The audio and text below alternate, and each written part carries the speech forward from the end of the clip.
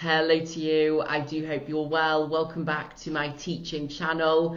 And talking of being well, as you can probably hear, I have not been well this week. I feel like everybody's had a cold or a cough over the past few days. So yes, I have finally regained my ability to speak. Well, almost. So I thought, right, let's sit down and film a quick update. It is Friday evening. I've just got back from work and it is getting towards the end of the first term of the school year. And it is my first term as head of year. So I thought, right, let's sit down and do a quick video on what I have learnt over the past term.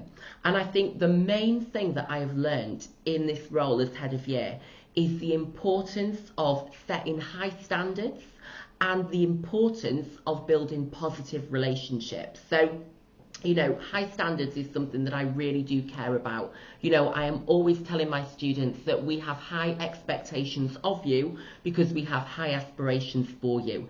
And, you know, I'm really passionate about the importance of explicitly outlining and teaching those high expectations. You know, we need our students to be aiming for the top. We want them to be ambitious. We want them to believe in themselves. We want them to believe that with hard work, they can achieve great things. And so one of the big things over the past term has been introducing all students in the year group to my key idea, my key philosophy, that greatness is a choice, that students can achieve great things through hard work and determination. And so we use the acronym of GREAT.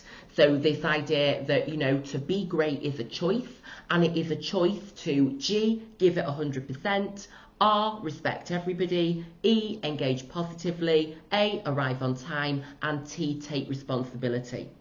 So a big focus this year has been on, as I say, setting those high standards and expectations and then explicitly teaching students how to meet them. And a really important part of that has been, you know, talking to students about why those high standards and expectations are in place. You know, I've been really clear with students that I want them to be the best cohort in the country.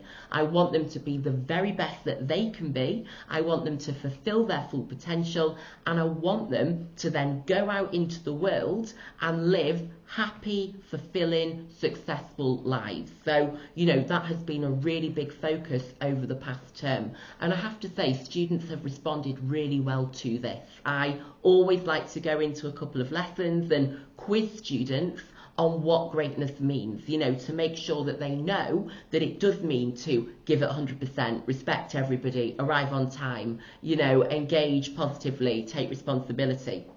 So I like to make sure students know that, and I like to keep those conversations going, you know, always reminding students that they have a great opportunity to achieve great things. And so if they work hard now whilst they're in school, they will achieve great things in the years to come. So yes, that has been a really big focus, and you know, that has reaffirmed to me the importance of having those high standards and those high expectations and being really clear with students about what they are and why they're in place. But then, as I say, the second thing that I have learned over the past term in this role is the importance of positive relationships. You know, it is so important that you know your students and that you are building those positive relationships, not just with the students themselves, which of course are essential, but also with their families. It is so important that we're not just experts at teaching, we're not just experts in our subject area, but that we are experts on our students, that we really know our students, that we understand them, we know what motivates them, and that will then allow us to help them make the maximum progress possible and fulfill their full potential. You know, if I just give you a few statistics about my year group, we've got 193 students, 86% of them speak English as an additional language, 25% of them are on free school meals, 10% are SEN, 8% are more able, and as I've put here, 100% are capable of greatness. But of course, you know, knowing your statistics is one thing. For me, it is so important to go beyond the data. You know, it's not just about looking at the behaviour points, the achievement points, at the exam results. It's about getting to know and build a really positive relationship with every single student. And I think that begins with knowing students' names and then actually putting names to faces, so that when you are around school, you can, check in with students and catch up with them.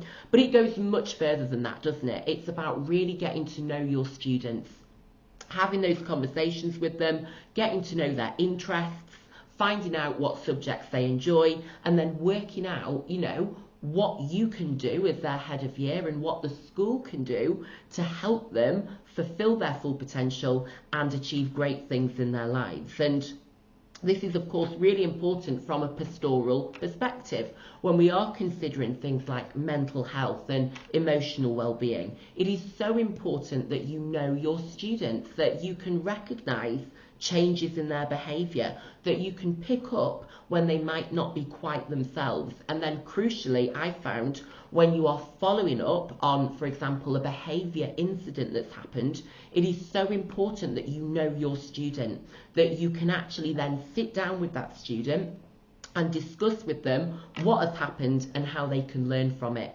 Because, we have to remember that our students are children at the end of the day. They are children. So, of course, they're going to make mistakes. Things aren't going to be perfect. And it is so important that we see them as individuals. Because when we see our students as individuals and when we remember that they're children, we can support them, we can champion them, and we can challenge them to be their very best. And it is so important, I have found, and I strongly believe, that students feel supported, they feel seen, and that you can then help them to become their very best. And I think it's important that you're really clear with students that that is what you want to do. I am relentlessly telling students that I want them to be their best. I want them to achieve great things. And that is why we have high expectations.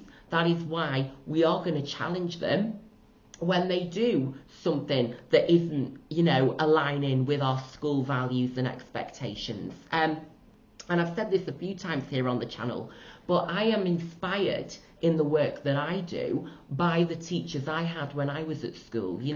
I am at the moment head of year 8. I'm going to be following my year group up as they go through the school. But, I'm inspired, and the reason I'm actually in the role is because of the head of year 8 and head of year 9 that I had, Mrs. Molesdale, who went above and beyond to support me and help me. In year 8, I was hospitalised with anorexia. And if it wasn't for her and the support she gave me when I then returned to school, I wouldn't be where I am today. And so, what she did and how she, behaved in the role, if I can put it like that, how she led our year group, I should say, has inspired me. And I can name other teachers as well. Mrs. Garvey, our head of sixth form. I am always thinking, as I go about my day in my role, what would Mrs. Garvey do? What would Mrs. Molesdale say? And it is such a privilege to be able to pay it forward in this way, if that makes sense.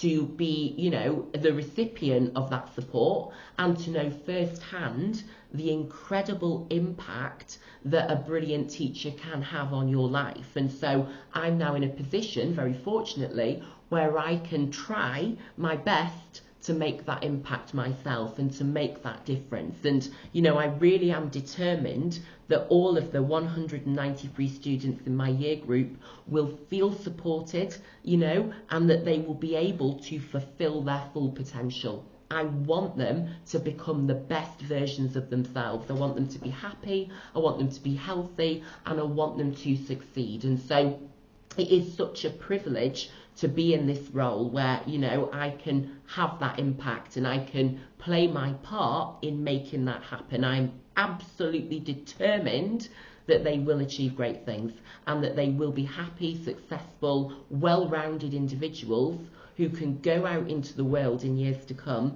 and make a really positive difference in our society, and I do feel a sense of responsibility to ensure they have the best time in school. We only have one chance, don't we? We only have one shot at our schooling. And so I'm determined that my year group have the best experience in education so that they can go on to live their best lives in the future. But yes, I think that, you know, encapsulates for me the importance of having those high standards and expectations, but then, as I say, building those strong, positive relationships. It's about connecting with your students in a really positive way so that you see them, you understand them, you know them, and therefore you can champion and challenge them to be their best and achieve the very best. And so, yes, that's my thoughts for today, really.